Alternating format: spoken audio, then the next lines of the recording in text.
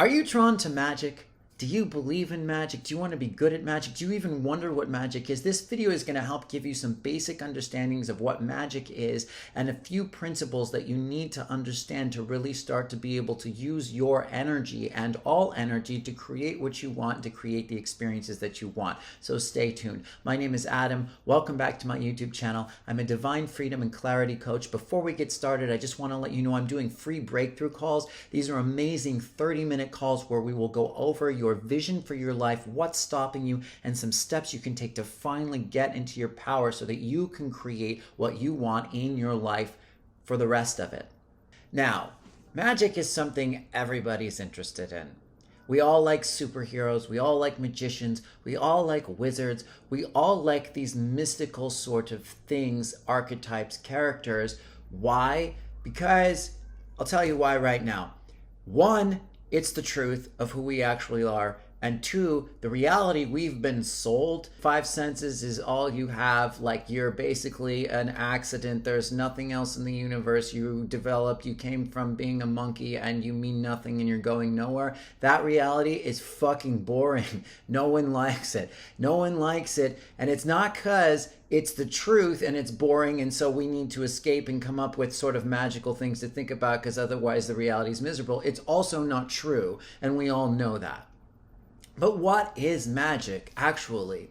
There are so many different people out there teaching different things, manifestation, law of attraction. They're very sort of basic principles when it comes to the art of magic. So what is magic? What essentially is it? Well, magic is basically anything that involves manipulating, guiding, directing, using energy. That's it.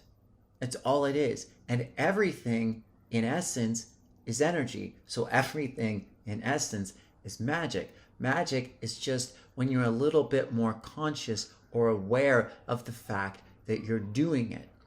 So the core root basis of magic is using your intention to guide energy, to guide your own energy.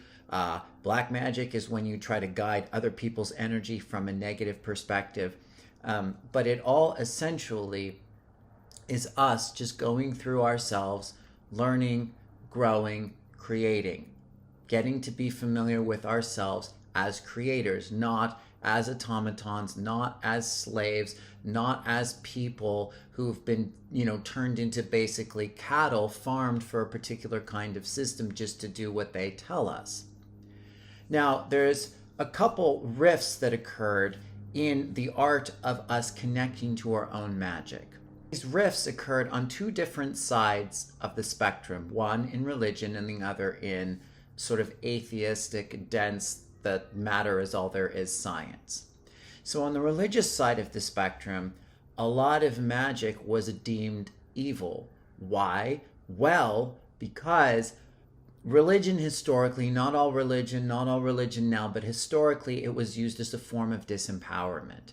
So basically, you had to go to the priest, you had to go to the rabbi, you had to go to the prophet, you had to go to whoever in order to have a connection to God or to source. Your direct connection to source was not allowed. Why? Because nobody wanted you to be powerful. They wanted you to be controlled. So what they did was they demonized witches, wizards, magicians, because those people were using source energy and guiding it on their own. They had their own connection. They had their own inner empowerment. Now, whether you use it for good or bad is up to you. It's like money. It's like basically anything. It's neutral. It's who's behind it and what they do with it that matters. It's your intent that matters. White magic is healing, helping for the highest good of all. Black magic is manipulating, evil, casting spells on people, hurting them, right? So religion demonized magic, again, which was just your own connection to your own energy and your own identity as a creator, which is what you are. Science demonized it in another way, and then it basically said that none of it's real, which is even more disempowering in a way, because instead of it being like, well, you have this power but you can't use it, it's just basically saying you don't have any power whatsoever you're a monkey, you're an accident, there's no point to you, shut up and do what you're told. Hopefully you're demoralized enough to have no hope and you'll just be a good piece of cattle. Okay, so that's in essence just the basics. Now, what are 3 principles that you need to really understand to begin to get into this? One is the concept of free will. So in free will, we basically we choose what we want to learn. We learn how to choose. We choose the steps we take in our life. And all things being somewhat equal and neutral, we have enough power or understanding of ourselves to create our own lives.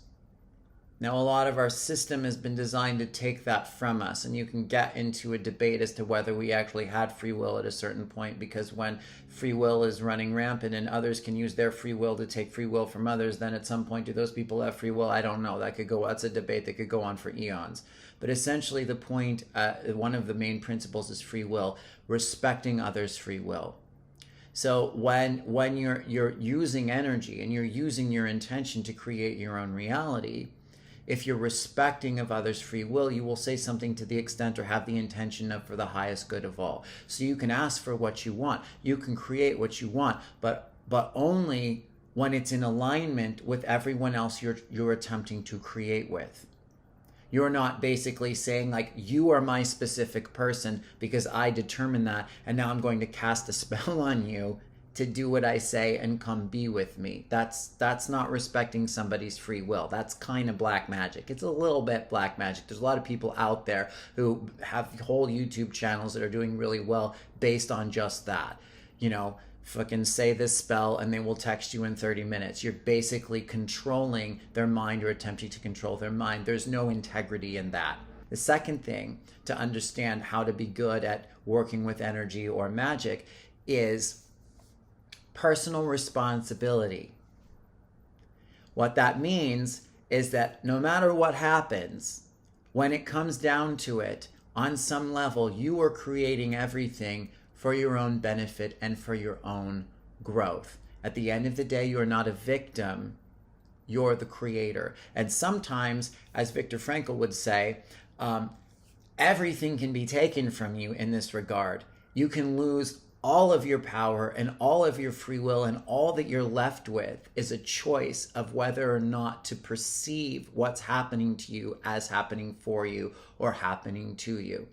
The only thing you have left sometimes is your attitude in a given set of circumstances, and this is true, particularly living on a planet where so many people, situations, organizations are attempting to drain people's energy and take their free will from them. But those are when the big tests come, is when you really don't have a lot of options and you still make that choice to have an attitude of life is happening for me and there's something that I can learn from this situation.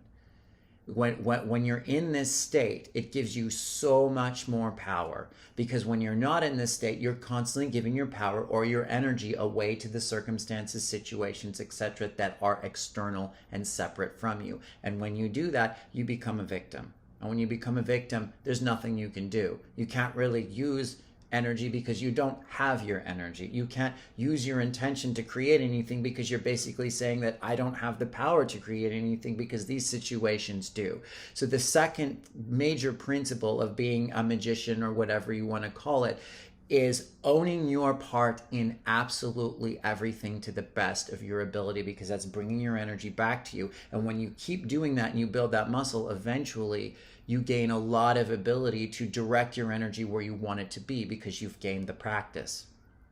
The third thing, the principle of being really good at using energy or being a magician, is self-love.